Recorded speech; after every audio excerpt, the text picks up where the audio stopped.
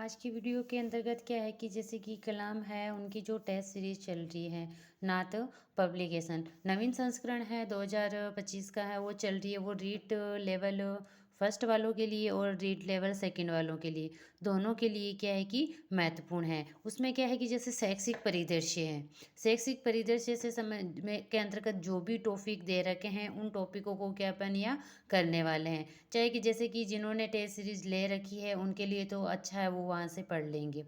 लेकिन जिन्होंने test series नहीं ले रखी है तो क्या है कि शैक्षिक परिदृश्य वाले ये जो जितनी भी टेस्ट सीरीज हुई थी उनकी, तो उनकी क्या है कि अपन यहाँ आज क्या है उनको रिवाइज करने वाले हैं। लेवल फर्स्ट या लेवल सेकंड दोनों के लिए ये यूजफुल रहने वाली है। हो सकता है कि ये वीडियो थोड़ा सा लंबा हो जाए, क्योंकि मैं चाहती हूँ कि जैसे कि ये टेस्ट सीरीज के जो है कि शैक्षिक परिदृश्य से संबंधित जो भी क्वेश्चन है वो सारे के क्या सारे क्वेश्चन क्या है कि 2 या 1 वीडियो के अंतर्गत ही क्या कि कंप्लीट हो जाए। क्योंकि 10-10 मिनट के वीडियो के अंतर्गत क्या है कि एक-एक टॉपिक ही क्लियर हो पाता है। फिर क्या है कि एक वीडियो जैसे कि सीक्वेंस नहीं बनी होती तो आपको क्या है कि वीडियो अच्छे से ये सीक्वेंस में नहीं मिल पाता है। तो अपन क्या करेंगे कि है कोशिश तो यही करेंगे कि एक ही वीडियो के अंतर्गत कंप्लीट हो जाए। अगर नहीं है तो हो सकता है कि 2 वीडियो है, चाहे 1 घंटे का वीडियो बना जाए। एक मैं कोशिश तो ये करूँगी कि 1 घंटे के अंतर्गत क्या है कि इनको सारों को सारा क्या है कि अपन जो क्वेश्चन आंसर है वो कर लेंगे। यह है कि आपको अगर देखोगे तो फिर क्या है कि आप हो सकता है अपने हिसाब से 1.5 की स्पीड से 2 की स्पीड से आप क्या है कि उनको देख लीजिए, जिससे आपको पता चल जाता है कि इनमें क्वेश्चन आंसर किस प्रकार के बनते हैं और कितनी अपन जैसे कि आप अपना एक टॉपिक कीजिए। फिर टॉपिक करने के बाद में क्या है कि हो सकता है कि सारे टॉपिक करके सारे टॉपिक करने के बाद में इन पीवाईक्यू को आप देख सकते हैं। ये क्या है कि आपके लिए महत्वपूर्ण होने वाली है। तो ठीक है, अपन शुरू करते हैं अपने इनमें से। जैसे कि ये टॉपिक है, इनमें राजस्थान में शैक्षिक परिदृश्य और शिक्षण अधिगम के जो नवाचार है, विद्यार्थी कल्याणकारी योजनाएं और पुरस्कार हैं, और राजस्थान में विद्यालय प्रबंध समिति का जो स्वरूप और राष्ट्रीय शिक्षा नीति 2020 राजस्थान के परिप्रेक्ष्य में, और शिक्षा का अधिकार अधिनियम 2009, और राष्ट्रीय निशुल्क राजस्थान निशुल्क एवं अनिवार्य शिक्षा का अधिकार 2011। फिर है राजस्थान के मान्यता प्राप्त निजी विद्यालयों में निशुल्क प्रवेश। ये सारे के सारे टॉपिक हैं। इन टॉपिक की है कि जो क्वेश्चन आंसर है उन क्वेश्चन आंसर को अपन करने वाले हैं। इनकी थ्योरी है, थ्योरी तो अपने क्या है कि आप अपने लेवल पे पढ़िए, जहाँ से आप पढ़ रहे हो वहीं से पढ़ लीजिए। और हो सकता है कि आप और किसी भी सर की है ना जैसे कि टेस्ट सीरीज ले रखी है तो अच्छी बात है, उनको भी देख लीजिए। और तो ये है कि और फिर क्या है कि अगर आपको टाइम मिले तो आप क्या है कि हाँ, जो ये टेस्ट सीरीज है इस टेस्ट सीरीज के जो क्वेश्चन है उन क्वेश्चन आंसर को भी आप देख सकते हो। ठीक है, तो फिर अपन देखते हैं।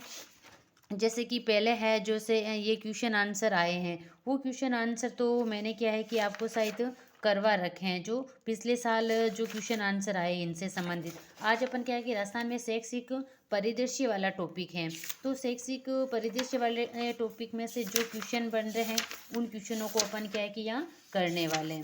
ऐसे से एक एक करके सारे जो क्वेश्चन आंसर है उनको अपन क्या है कि यहाँ विस्तार से करेंगे। तो फिर देखिए पहला क्वेश्चन देखिए, जैसे कि मैं क्या बोलूँगी, जैसे कि क्वेश्चन और आंसर बोल लूँगी। आप अपने स्तर पर क्या है कि वीडियो को रोके और फिर क्या है कि आप चारों ऑप्शन पढ़ सकते हो। अगर मैं कि क्वेश्चन और आंसर बोलूँगी तो हो सकता है कि 1 घंटे के अंतर्गत या 40 मिनट के अंतर्गत ये सारा का सारा वीडियो क्या है कि कंप्लीट हो जाएगा।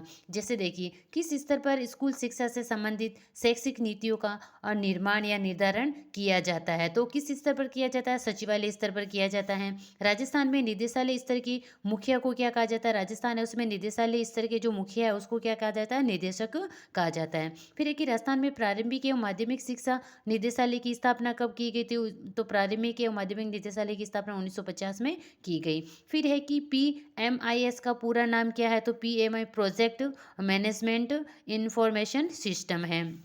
फिर है कि शिक्षा में गुणवत्ता लाने के उद्देश्य से प्राथमिक तथा माध्यमिक शिक्षा विभाग के अलग अलग निदेशालय कब स्थापित किए गए? तो अलग अलग निदेशालय 1997 में स्थापित किए गए। फिर है कि राजस्थान मदरसा बोर्ड की स्थापना कहाँ की गई है? तो राजस्थान मदरसा बोर्ड है उसकी स्थापना जयपुर में की गई। कौन सी संस्था 8वीं बोर्ड परीक्षा की नोडल एजेंसी के रूप में कार्य कर रही है?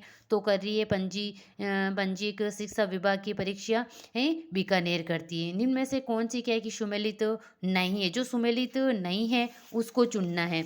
तो उसमें कैसे कौन से सुमेलित नहीं है? तो इसमें क्या है कि शार्दुल स्पोर्ट्स स्कूल जोधपुर ये सुमेलित नहीं है। फिर है कि राजस्थान में शिक्षा संभाग कितने हैं? तो राजस्थान में शिक्षा संभाग कितने हैं? शिक्षा संभाग है 9। फिर है कि राजस्थान में क्या है कि एकीकृत स्कूल संकुल के अंतर्गत किस प्रकार के विद्यालय सम्मिलित किए जाते हैं, तो इसमें क्या है कि पूर्व प्राथमिक 1 से 12वीं तक के समस्त विद्यालय विद्यालय हैं। फिर है कि संभागीय स्तर एकीकृत स्कूल शिक्षा संकुल का मुखिया होता है, तो इसका संयुक्त निर्देशक होता है। फिर है कि शिक्षा मंत्रालय का नाम मानव संसाधन विकास मंत्रालय कब किया गया, तो ये कब किया गया, 1985 के अंतर्गत किया गया।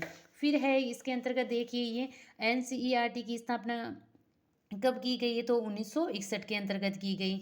फिर है कि शिक्षा विभाग राजस्थान को महत्वपूर्ण आदेश किसमें प्रकाशित करता है, तो वो शिविरा में करता है। फिर है कि राजकीय अल्प भाषी शिक्षण प्रशिक्षण संस्थान कहाँ है, तो वो है अजमेर के अंतर्गत। तो है कि देखो एक पेज के सारे क्वेश्चन हो गए। तो आप देखो वीडियो को जैसे कि आप के स्थान से आप क्या है कि इसको रोक के और आराम से क्या है कि इनको अपने स्तर के अनुसार पढ़ सकते हो। अगले क्वेश्चन देखो, इनको मैं सारे के सारे आपको बता देती हूँ। जैसे कि ये चलो ये है, इनके आंसर भी ये हैं, तो इनको आप क्या कि वीडियो को रोक लो और रोकने के बाद आसानी से आप पढ़ सकते हो। ये उनके लिए हैं जो क्या कि जिन्होंने किसी प्रकार की टेस्ट सीरीज नहीं ली है, जो बच्चे क्या है कि केवल सेल्फ स्टडी कर रहे हैं और उन्होंने क्या है कि अपने नोट्स है, नोट्स के माध्यम से पढ़ाई करते हैं, तो उन बच्चों को क्या है कि ये एक बार क्वेश्चन देख लेना चाहिए कि अपन तो पढ़ तो रहे हैं थ्योरी, लेकिन क्वेश्चन किस प्रकार के बनते हैं, तो अपन ये कि उनके लिए वो बच्चे इनको पढ़ सकते हैं। फिर देखिए अगला देखिए क्वेश्चन है SICRT के बारे में गलत कथन है, तो इसके बारे में जो गलत कथन है उसको क्या कि छांटना है, तो वो है SIERT में 8 विभागीय गलत कथन है। फिर है कि IASECTE एवं सभी जिलों की डाइट्स को शैक्षिक मार्गदर्शक एवं संबल प्रदान करने हेतु राज्य की नोडल एजेंसी कौन सी है, तो RSCERT उदयपुर है। राजस्थान राज्य शैक्षिक अनुसंधान एवं प्रशिक्षण परिषद RSCERT उदयपुर का अध्यक्ष कौन होता है, तो अध्यक्ष होता है इनका निदेशक। फिर है कि SIERT का नाम RSCERT कब किया गया, तो ये किया गया 14 अगस्त 2018 को किया गया है। फिर है कि BSER को अजमेर में कब स्थानांतरित किया गया, तो 1 जनवरी 1961 को किया गया। फिर है BSER द्वारा कौन सी परीक्षा ली जाती है, तो क्या है कि उसके द्वारा ये उपयुक्त सारी की सारी परीक्षाएं ली जाती हैं। माध्यमिक शिक्षा बोर्ड राजस्थान का परीक्षा संचालन संबंधित कार्य कौन सा है, तो परीक्षा केंद्र बनाना और प्रश्न पत्र तैयार करना, उड़न दस्ते के सदस्यों की नियुक्ति उपयुक्त सभी के सभी हैं। फिर है कि राज्य स्तरीय विज्ञान प्रतिभा खोज का आयोजन किस संस्था के द्वारा किया जाता है, तो ये किया जाता है माध्यमिक शिक्षा बोर्ड राजस्थान के द्वारा। फिर है कि आप इस वीडियो को रोकिए आराम से, रोकने के बाद में आप क्या है कि चारों ऑप्शन यहाँ से पढ़ सकते हो, जिससे क्या है कि आपको पता चल जाएगी किस प्रकार के क्वेश्चन आते हैं और अपन पढ़ रहे हैं उनमें मैटर में ये क्वेश्चन अपन के क्या है कि ये मैच कर रहे हैं या नहीं कर रहे हैं। फिर है कि माध्यमिक शिक्षा बोर्ड का सचिव कौन होता है, तो राज्य सरकार द्वारा नियुक्त किया जाता है। और रीट परीक्षा का आयोजन किसके द्वारा किया जाता है, तो ये माध्यमिक शिक्षा बोर्ड के द्वारा किया जाता है। माध्यमिक शिक्षा बोर्ड राजस्थान की स्थापना कहाँ व कब की गई थी, तो इसकी स्थापना 4 दिसंबर 1957 को जयपुर में की गई थी। माध्यमिक शिक्षा बोर्ड अजमेर में सदस्यों का कार्यकाल कितना होता है, तो सदस्यों का कार्यकाल 3 वर्ष होता है। फिर राजस्थान माध्यमिक शिक्षा बोर्ड अजमेर द्वारा विद्यार्थियों की सहायता करने हेतु जिला स्तर पर कौन से केंद्र खोले गए, तो जिला स्तर पर कौन से केंद्र, विद्यार्थी केंद्र खोले गए। राजस्थान माध्यमिक शिक्षा बोर्ड अजमेर का प्रमुख कार्य होता है, तो उनका प्रमुख कार्य क्या है कि माध्यमिक स्तर का पाठ्यक्रम निर्माण, फिर मूल्यांकन, प्रतियोगिता का आयोजन, उपयुक्त सारे के सारे कार्य होते हैं। ये होने के बाद में जैसे देखिए इस वीडियो को आप यहाँ रोकिए, रोकने के बाद क्या है कि आप अपने स्तर से क्या है कि इन क्वेश्चनों को पर चारों ऑप्शन उनको पढ़ सकते हैं। क्योंकि मैं चारों ऑप्शन पढ़ती हूँ तो चारों ऑप्शन पढ़ने में काफ़ी टाइम लगता है, तो ये वीडियो 2 या 3 घंटे का हो जाता है। तो इसकी बजाय तो ये है ना, आप अपने स्तर पे उसको रोक के अपने क्या है कि क्वेश्चन आंसर कर सकते हो। फिर है कि जैसे अगला है जिसमें यही अगले वाला पेज देखिए, इसमें कौन से क्वेश्चन है। जिससे राजकीय उच्च अध्ययन शिक्षण संस्थान बीकानेर की स्थापना कब की गई थी, 1940 के अंतर्गत की गई। फिर IASE का पूरा नाम क्या है, तो institute of advance studies and education, ये इसका फुल नाम है। राजस्थान सरकार द्वारा संचालित IASE है, तो ये कहाँ है, अजमेर और बीकानेर के अंतर्गत है। फिर ये पिंक बुक का संबंध किसकी स्थापना से है, तो वो इसका जो पिंक बुक है उसका संबंध किससे है, डाइट से है। डाइट का जो सर्वोच्च पदाधिकारी होता है वो कौन होता है, प्रधानाचार्य होता है। डाइट के संबंध में 1986 की राष्ट्रीय शिक्षा नीति में कौन सी योजना लाई गई थी, तो अध्यापक शिक्षा पुनर्संरचना एवं पुनर्गठन योजना लाई गई थी। फिर है कि अकादमिक कार्य हेतु डाइट का जो मार्गदर्शक है वो क्या है, वो है RSCERT है। राजस्थान में क्या है कि वर्तमान में कितनी डाइटें हैं, तो वर्तमान में कितनी 33 डाइटें हैं। तो आप इसको क्या है कि अब अपनी वीडियो को रोकिए, रोकने के बाद आराम से अपन क्या है कि आप इनके जो चारों ऑप्शन है, चारों ऑप्शनों को पढ़ सकते हो। पढ़ के फिर इसके क्या है कि आंसर देख सकते हो। अगली स्लाइड इसमें देखिए, जैसे कि है, इसको एक बार ऐसे देख लेते हैं, आपको क्लियर दिखेगा इससे। एक मिनट देखिए, ये हो गया। फिर है कि देखो, कक्षा 10 व 12 में ओपन स्कूल में प्रवेश हेतु न्यूनतम आयु क्या रखी गई है? 14 व 15 वर्ष। फिर है कि RSO में प्रवेश हेतु अधिकतम आयु क्या है? कोई सीमा नहीं है उसमें। राजस्थान स्टेट ओपन स्कूल की स्थापना कब की गई थी? 21 मार्च 2005 को की गई।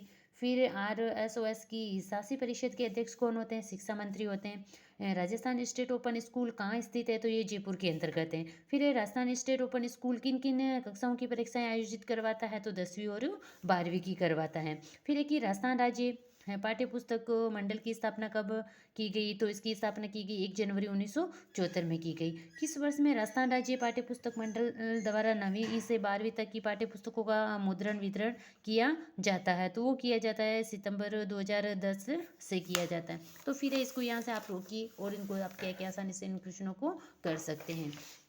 अगला देखिए, इसके अंतर्गत है जैसे कि निम्नलिखित में से राजस्थान पाठ्य पुस्तक मंडल का कार्य नहीं है? तो इनमें से कौन सा कार्य नहीं है? शिक्षा में अनुसंधान कार्य। फिर है कि RSTB किस सिद्धांत पर कार्य करता है? तो RSTB है वो क्या है कि नो प्रॉफिट नो लॉस के सिद्धांत पर कार्य करता है। फिर है कि राजस्थान राज्य पाठ्य पुस्तक मंडल की निष्पादन कार्य या कार्यकारिणी परिषद का अध्यक्ष कौन होता है? तो इसका अध्यक्ष शासन सचिव या स्कूल शिक्षा होता है। तो है, इसको आप यहाँ से रोकिए, रोकने के बाद अपने यहाँ क्वेश्चन को क्या क्या आराम से कर सकते हो। अगला है जैसे कि शिक्षण अधिगम के जो नवाचार है, नवाचारों से संबंधित जो क्वेश्चन है, उन क्वेश्चनों को अपन यहाँ क्या है कि करने वाले हैं।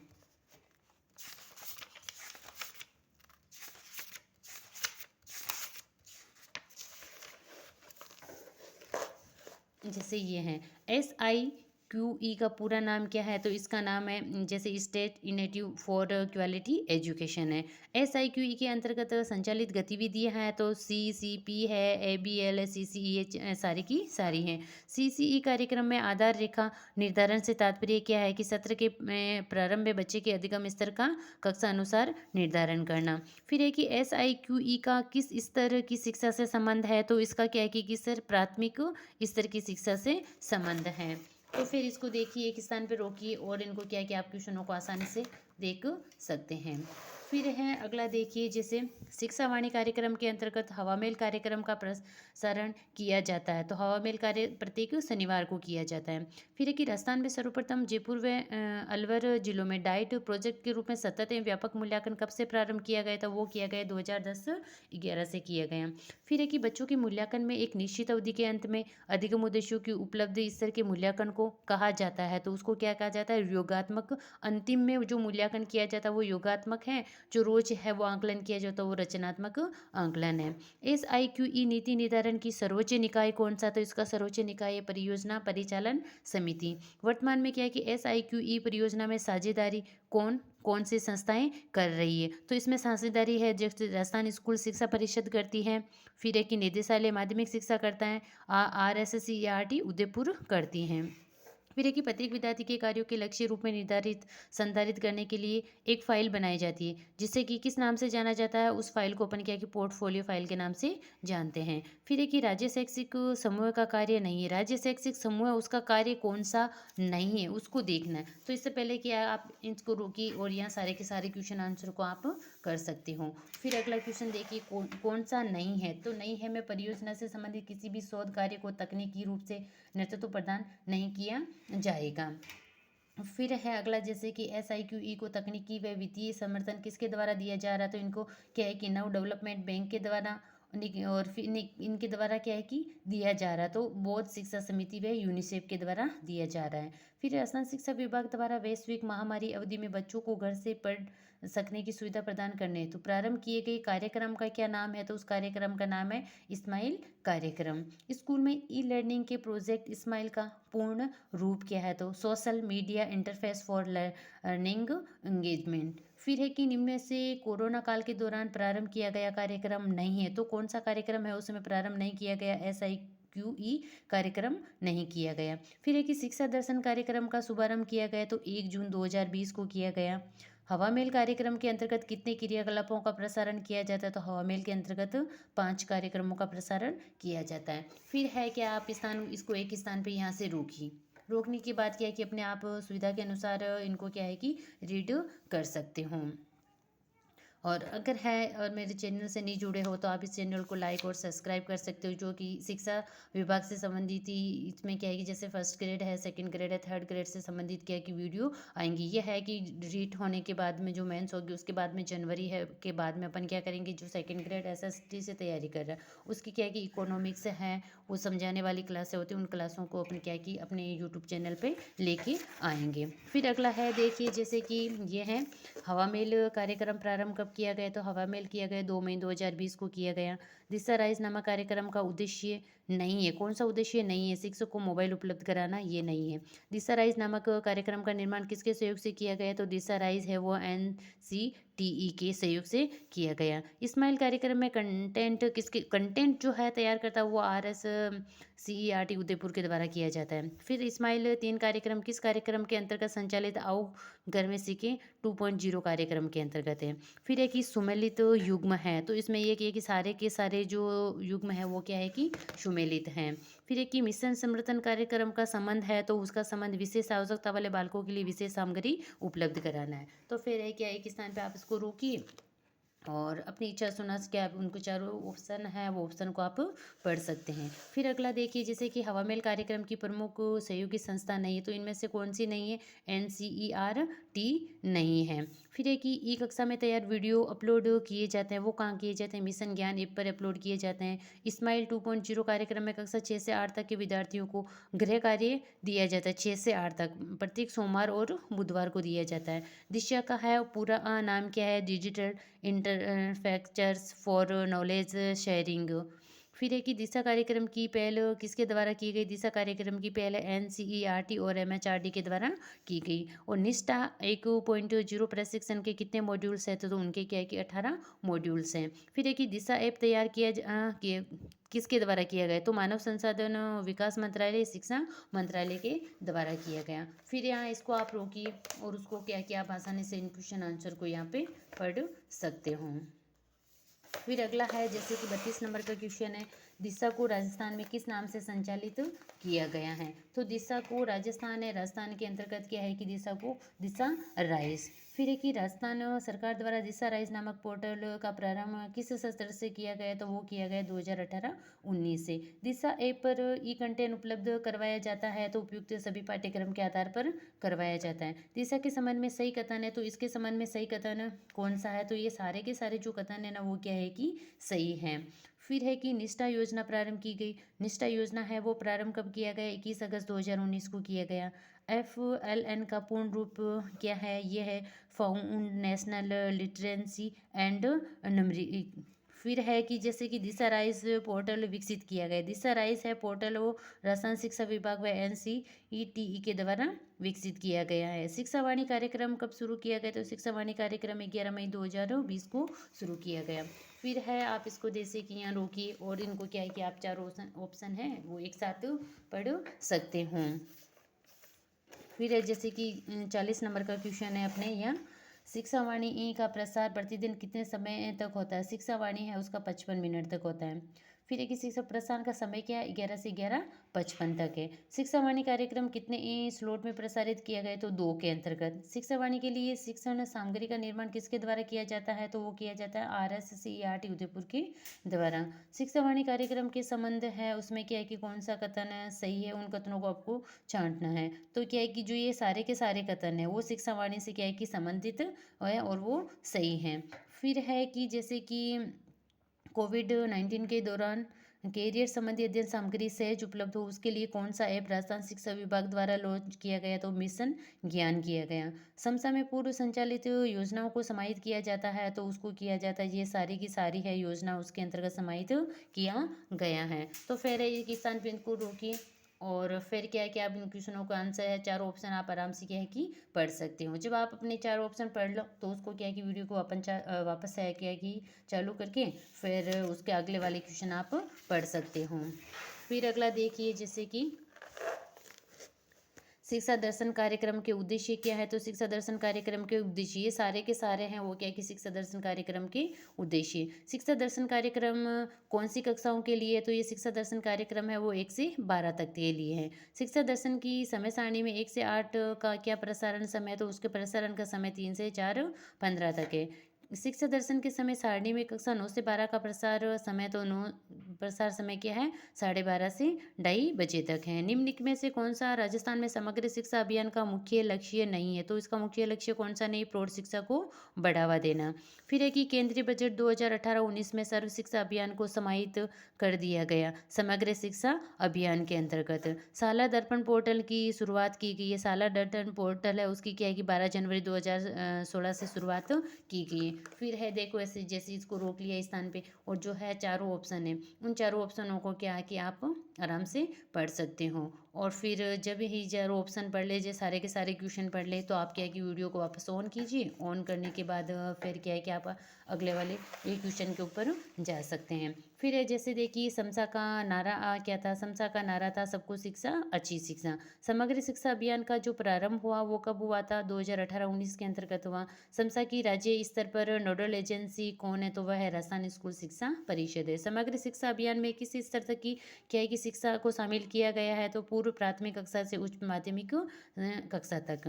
फिर है कि केंद्र सरकार व राज्य सरकार का समसा के लिए वित्तीय अंशदान कितना है? 60-40 है। समग्र शिक्षा अभियान 2.0 के उद्देश्य क्या है? तो जो ये सारे के सारे हैं वो सारे के सारे इसके उद्देश्य हैं।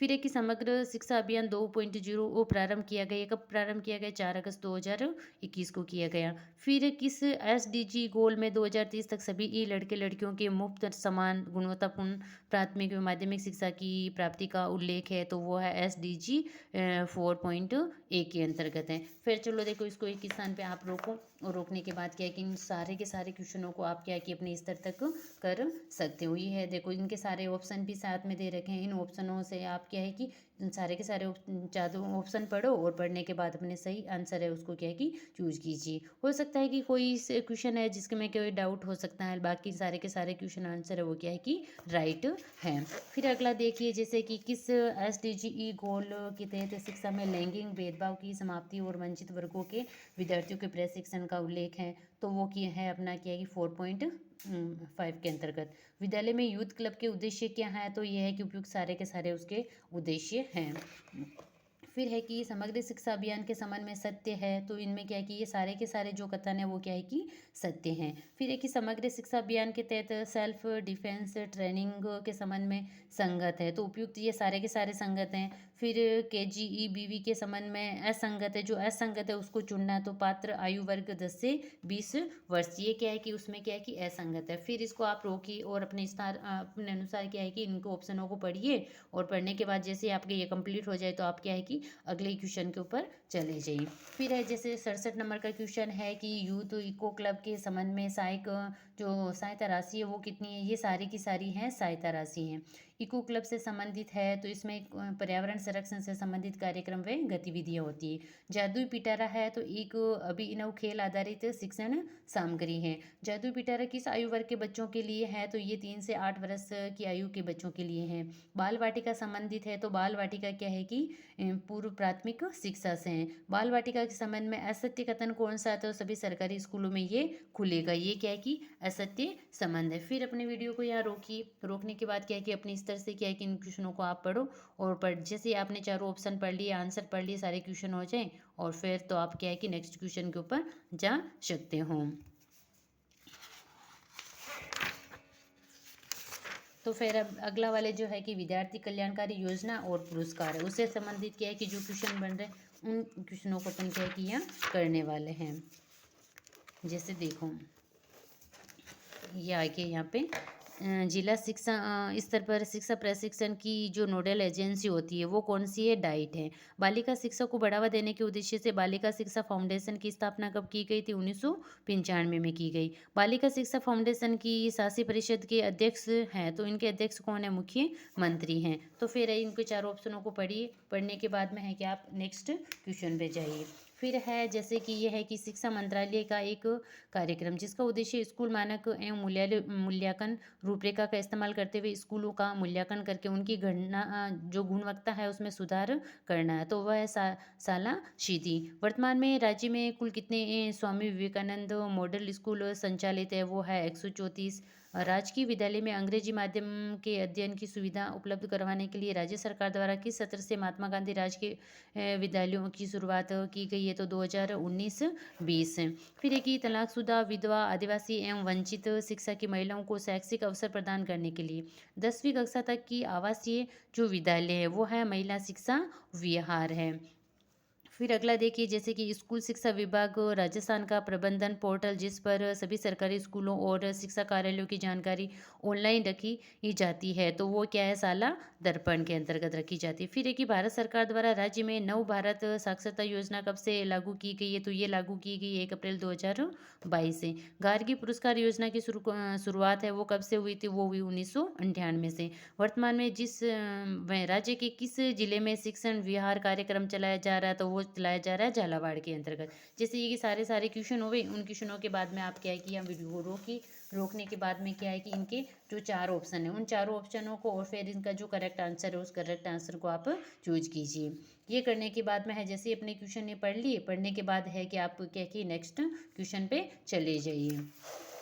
अगला देखिए इसके अंतर्गत शिक्षा विभाग द्वारा किस योजना के माध्यम से विद्यालयों में विषय अध्यापकों के पद रिक्त होने अथवा अनुपस्थिति की स्थिति में विभाग द्वारा निर्मित डिजिटल कंटेंट के माध्यम से अध्ययन कराया जाता है? तो वह है मिशन स्टार्ट योजना। राज्य के ग्रामीण एवं शहरी क्षेत्रों के 15 वर्ष व अधिक आयु वर्ग के व्यक्तियों को साक्षर करने के लिए केंद्रीय परिवर्तित योजना क्या है? तो वो योजना है नव भारत साक्षरता कार्यक्रम। राज्य सरकार द्वारा बालिका प्रोत्साहन पुरस्कार योजना की शुरुआत किस वर्ष से की गई? तो वो 2008-9 से की गई है।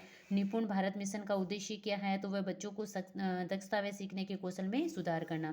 फिर है कि राज्य सरकार द्वारा विद्यार्थियों को यूनिफॉर्म हेतु प्रति विद्यार्थी कितनी राशि क्या है प्रदान की गई? तो 800 रुपये दी जाती है। सक्षम योजना का संबंध है, सक्षम योजना का संबंध क्या है कि लड़कियों के लिए आत्म रक्षात्मक प्रशिक्षण देना। फिर है कि गार्गी पुरस्कार योजना के तहत प्रदान की जाने वाली राशि कितनी है? तो 3,000 रुपये, 3,000 की 2 किस्तें दी जाती है। जैसे ये है कि यहाँ पे कंप्लीट हुआ, कंप्लीट होने के बाद इसको रोकिए और अपने क्या है कि जो चारों क्वेश्चन है, क्वेश्चन के जो चारों ऑप्शन है, चारों ऑप्शन को या पढ़िए, पढ़ने के बाद अपने सही आंसर है उसको चूज कीजिए। और जब जैसे ही आपने ये सारे के सारे क्वेश्चन कर लिए, क्वेश्चन करने के बाद क्या है कि आप नेक्स्ट क्वेश्चन के ऊपर जाइए। फिर अगला क्वेश्चन देखते हैं जैसे कि बालिका प्रोत्साहन पुरस्कार प्रदान किया जाता है। बालिका प्रोत्साहन पुरस्कार प्रदान किया जाता है इसके अंतर्गत है जैसे उच्च माध्यमिक परीक्षा में 75% या अधिक अंक प्राप्त करने वाली छात्राओं को। केंद्र परिवर्तित पीएम श्री विद्यालय योजना कब प्रारंभ की गई? तो ये की गई 7 सितंबर 2022 को। पीएम श्री योजना के प्रथम चरण में राजस्थान के कितने विद्यालयों का चयन किया गया? तो राजस्थान के है 402 विद्यालयों का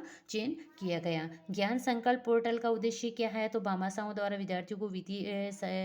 विद्यालयों को वित्तीय सहायता प्रदान करने हेतु पोर्टल। फिर है कि विधवा परित्यक्ता महिलाओं को बीएड हेतु 17,880 रुपये की प्रतिपूर्ति की योजना का नाम क्या है? तो उसका विद्यार्थी मुख्यमंत्री संबल योजना है। फिर है कि बालिका दूरस्थ शिक्षा योजना के संबंध में जो क्या है कि असत्य कथन है उस क्या है कि असत्य कथन को चुनना है। उससे पहले क्या है कि आप इस वीडियो को रोकने के बाद में क्या है कि ये सारे के सारे जो क्वेश्चन है उन क्वेश्चनों के जो सारे चारों ऑप्शन है, चारों ऑप्शनों को पढ़ो, पढ़ने के बाद अपने सही आंसर को चुनो। सही आंसर जैसे यहाँ तक कंप्लीट हो जाए तो अगले क्या है कि अगले नेक्स्ट क्वेश्चन पे बढ़िए। तो उसके अंतर्गत है कि जो है कि इसमें क्या पूछा गया है कि दूरस्थ शिक्षा योजना के संबंध में असत्य कथन कौन सा? तो असत्य कथन है, असत्य कथन में क्या है कि क्या है कि 5,000 बालिकाओं महिलाओं को योजना का लाभ दिया जाएगा। ये कथन क्या है कि असत्य है। फिर है कि पीएम श्री योजना के संबंध में सत्य है, तो इनमें से जो सत्य है उसको चुनना। तो ये सारे के सारे जो ऑप्शन है ना वो सारे के सारे क्या है कि सत्य हैं। फिर है कि पीएम पोषण योजना के संबंध में सत्य है, तो इनमें है जो सत्य है उनको चुनना है। तो इनमें क्या है कि 1 नंबर, 2 नंबर और 4 नंबर का, 1, 2 और 4 नंबर का ये क्या है कि सत्य है। मदरसा में ये लागू नहीं होती, ये असत्य है। तो इसको रोको और सारे ऑप्शन पढ़ो, पढ़ने के बाद अगले नेक्स्ट क्वेश्चन पे जाओ। फिर है कि जैसे कि प्री मैट्रिक छात्रवृत्ति के संबंध में असत्य हैं, तो इनमें से जो असत्य है वो देखो, छात्रों को कक्षा 6 से 11 तक प्रत्येक वर्ष कम से कम क्या है कि 60% अंक प्रदान करने होते हैं। फिर है कि राज्य में दिसंबर 2024 तक कुल महात्मा गांधी राजकीय विद्यालय संचालित है, तो कितने राजकीय विद्यालय संचालित है, तो है 3737। फिर है कि पीएम श्री योजना के संबंध में सही कथन कौन सा है, तो इसमें से जो सही, ये सारे के सारे ऑप्शन है वो क्या है कि सही है। फिर राज्य में कितने कस्तूरबा गांधी बालिका विद्यालय है संचालित है, तो वो कितने हैं, 342 है। ये है जैसे कि चार ये क्वेश्चन हो गए, इन क्वेश्चनों को आप कीजिए, फिर इनके सही आंसर देखिए, और जब तक आप ये क्वेश्चन हो जाए चारों ऑप्शन पढ़ लो और सही है वो पढ़ लो, उसके बाद में क्या है कि आप नेक्स्ट क्वेश्चन पे जा सकते हो। फिर अगला है कि जैसे कि राजस्थान में विद्यालय प्रबंध समिति है, उसके क्या है कि स्वरूप, उसके बारे में जो क्वेश्चन बन रहे हैं उन क्वेश्चनों को अपन क्या है कि यहाँ करेंगे। फिर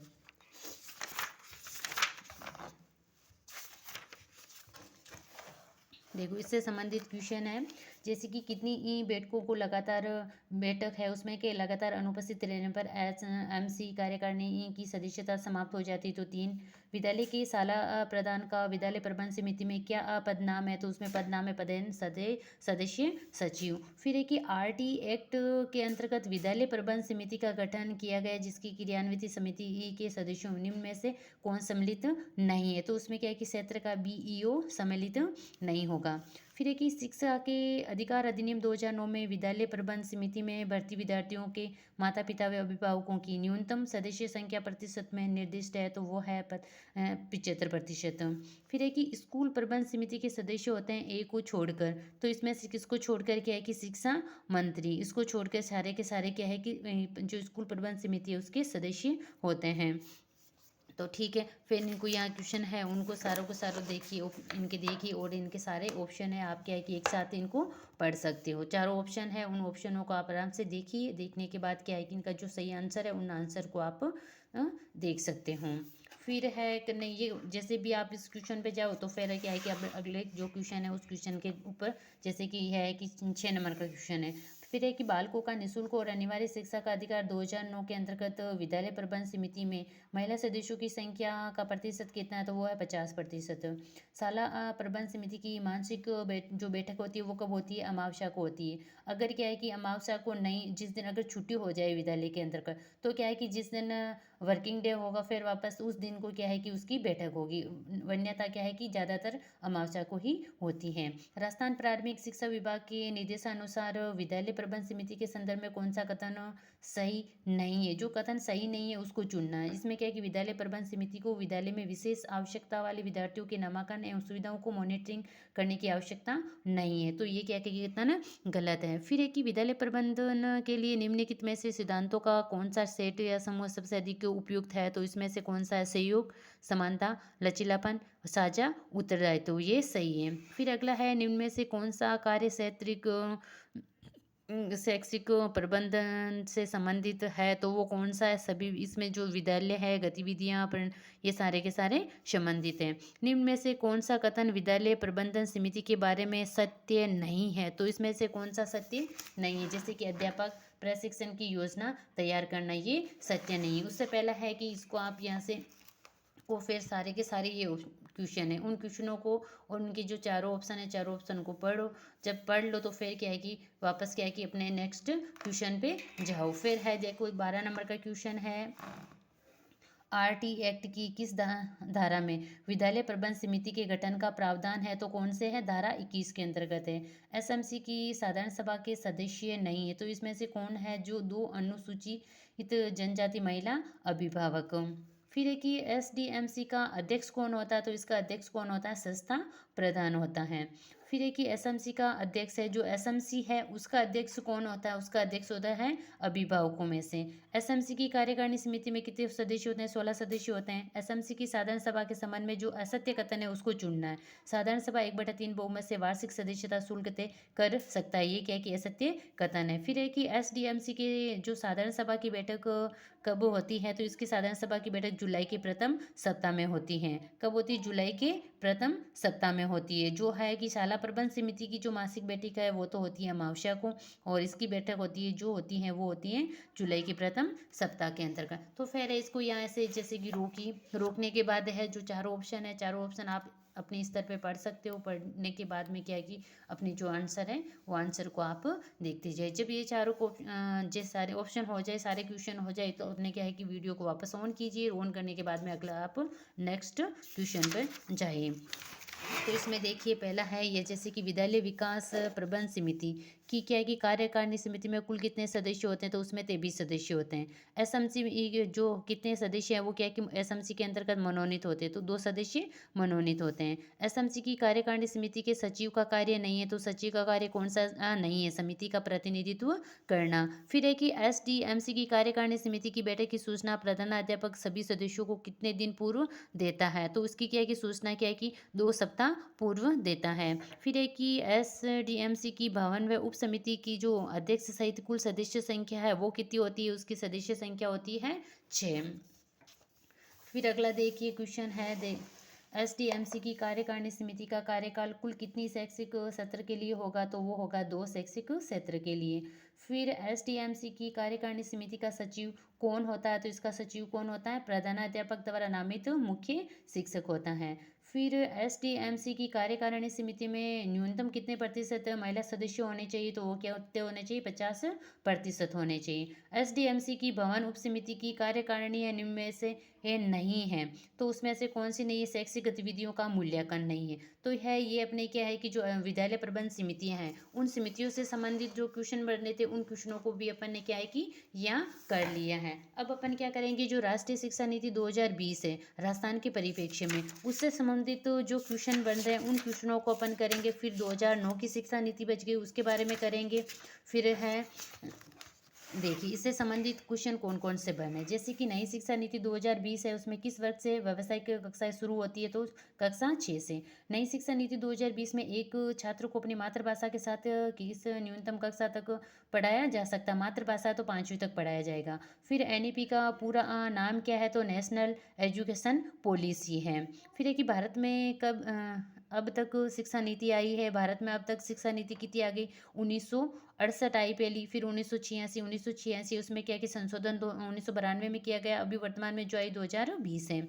फिर है कि स्वतंत्र भारत की पहली शिक्षा नीति किसकी सिफारिश पर जो क्या है कि आधारित है, तो वो किसकी सिफारिश पर आधारित है, कोठारी आयोग की, जो कि भारत की पहली शिक्षा नीति है 1968 के अंतर्गत थी। फिर अगला क्वेश्चन देखिए, जैसे कि वर्ष 2020 कि किस मंत्रालय का नाम बदलकर शिक्षा मंत्रालय कर दिया गया, मानव संसाधन विकास मंत्रालय। दूसरी शिक्षा नीति को कब संशोधित किया गया, तो उसको किया गया 1992 के अंतर्गत।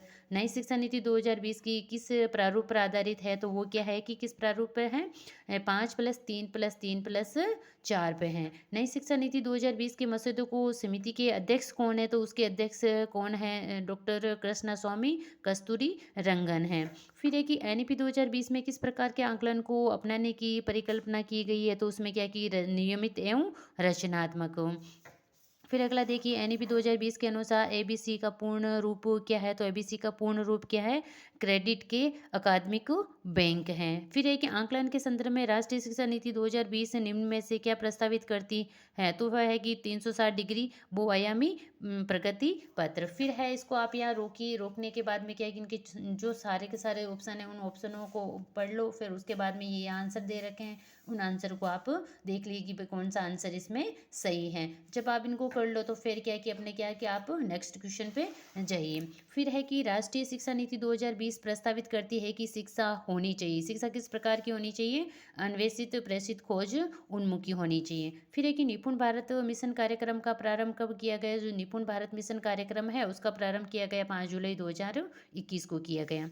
नई शिक्षा नीति का उद्देश्य उच्च शिक्षा में संकल नामांकन अनुपात के 26.3 से 50% तक सुधारना 2035 तक है। राष्ट्रीय शिक्षा नीति 2020 का लक्ष्य किस वर्ष तक 3 से 18 आयु वर्ग के बच्चों को गुणवत्तापूर्ण व समावेशी शिक्षा प्रदान करना है, तो वह 2030 तक। फिर है कि राष्ट्रीय शिक्षा नीति 2020 किन प्रमुख आधार स्तंभों पर निर्मित की गई है, तो वो है ये सारे के सारे स्तंभों पर निर्मित की गई हैं। भारत का पहला राज्य नई शिक्षा नीति 2020 को लागू करने वाला था, तो कौन करना था वाला था, कर्नाटक। फिर है कि राष्ट्रीय शिक्षा नीति 2020 का उद्देश्य क्या है? राष्ट्रीय शिक्षा नीति 2020 है, उसका उद्देश्य क्या है? भारत को एक वैश्विक ज्ञान महाशक्ति बनाना है। फिर ये देखिए, इन सारे के सारे ऑप्शन हैं, उनको आप देखिए और फिर इनको असम से पढ़िए, और पढ़ने के बाद में क्या है कि आप आगे बढ़िए। यह है कि मेरा जो चैनल है उसको आप सब्सक्राइब कर सकते हो, लाइक कर सकते हो, अधिक से अधिक फ्रेंड है उसके साथ क्या है कि आप शेयर भी कर सकते हो। फिर है जैसे कि एनईपी 2020 के अनुसार गठित राष्ट्रीय शिक्षा आयोग का अध्यक्ष कौन होता है? तो भारत के ये प्रधानमंत्री होते हैं। फिर राष्ट्रीय शिक्षा नीति 2020 के अनुसार कौन सा एक चरण असंगत है? तो इनमें से कौन सा चरण क्या है कि एक असंगत है? तो वो कौन सा है? जैसे 7 से 11 वर्ष हेतु ऊपरी बैटरी स्टेज। राष्ट्रीय शिक्षा नीति 2020 में प्रस्तावित NCFSE का पूरा नाम क्या है? तो इसका पूरा नाम क्या है? National curriculum framework for school education है। केंद्र सरकार द्वारा नई शिक्षा नीति 2020 को जीडीपी का कितना प्रतिशत खर्च किया गया? 6% किया गया। फिर है राष्ट्रीय शिक्षा नीति 2020 के अनुसार 2030 तक शिक्षक बनने के लिए आवश्यक डिग्री योग्यता निर्धारित की गई है। तो पाँच इसमें की गई 4 वर्षीय एकीकृत तो बीएड की गई है। फिर है कि नवीन शिक्षा नीति का प्रमुख लक्ष्य क्या है? तो भारत को वैश्विक ज्ञान महाशक्ति बनाना है। नवीन शिक्षा नीति का भाग 2 संबंधित है। नवीन शिक्षा नीति है उसका जो भाग 2 है वो किससे संबंधित है? उच्च स्तर शिक्षा से संबंधित है। ये क्वेश्चन करने के बाद में फिर आप जैसे कि इनके ऑप्शन पढ़िए, फिर आप पढ़ने के बाद में क्या है कि अगले ऑप्शन पे जाइए। एनईपी 2020 में स्कूल शिक्षा से संबंधित अध्याय कौन सा है? तो अध्याय कौन सा? अध्याय 1 है। नई शिक्षा नीति में कितने भाग है? तो नई शिक्षा नीति में भाग कितने हैं? 4 हैं। नई शिक्षा नीति में प्राथमिक शिक्षा में शैक्षिक विद्यार्थियों का वांछित अनुपात क्या बताया गया है? तो वांछित अनुपात क्या है? 30:1 से कम है। फिर एक एनईपी 2020 में प्रस्तावित परख है। तो परख क्या है कि राष्ट्रीय मूल्यांकन नियामक है। नई शिक्षा नीति में प्रावधान है, तो इसमें क्या है कि ये सारे के सारे प्रावधान रखे गए हैं। फिर है कि जैसे राष्ट्रीय पाठ्यचर्या रूपरेखा 2021 किसके द्वारा तैयार की गई है? तो ये किसके द्वारा? एनसीईआरटी के द्वारा तैयार की गई। नई शिक्षा नीति 2020 में किस पाठ्यक्रम को समाप्त किया गया है? तो इसके अंतर्गत क्या है कि एड को समाप्त कर दिया गया है। फिर है इन चारों ऑप्शनों को आप पढ़िए, पढ़ने के बाद में ये जो आंसर है आंसर को पढ़िए, फिर ये पढ़ ले तो फिर आप क्या कि नेक्स्ट क्वेश्चन है उस पर जाइए। अब है कि अपना शिक्षा का अधिकार अधिनियम 2009 है, उससे संबंधित जो भी क्वेश्चन बने उन क्वेश्चनों को अपन क्या है कि करेंगे। ये थ्योरी है, तो थ्योरी जैसे कि 2009-20 ये है वो क्या है कि ऐप पे करवा रखी है, आप वहाँ भी कर सकते हो। और वैसे भी आपके पास जो नोट्स है, जो गाइड्स है, उस गाइड से आप पहले पढ़िए, पढ़ने के बाद में क्या इन क्वेश्चन आंसरों को आप क्या हल कर सकते हो। तो देखिए इनसे संबंधित जो क्वेश्चन बनते उन क्वेश्चनों को क्या है कि अपन यहाँ करने वाले हैं। जैसे कि RTE एक्ट 2009 की कौन सी धारा ये दर्शाती है कि प्रत्येक माता पिता या संरक्षक ये करते होगा कि वे आसपास के विद्यालय में प्रारंभिक शिक्षा के लिए अपनी संतान या परिकल्पना को क्या है कि प्रवेश करवा सकते हैं। तो इसके अंतर्गत है जैसे कि ये क्वेश्चन आंसर है, तो इनको आप क्या कि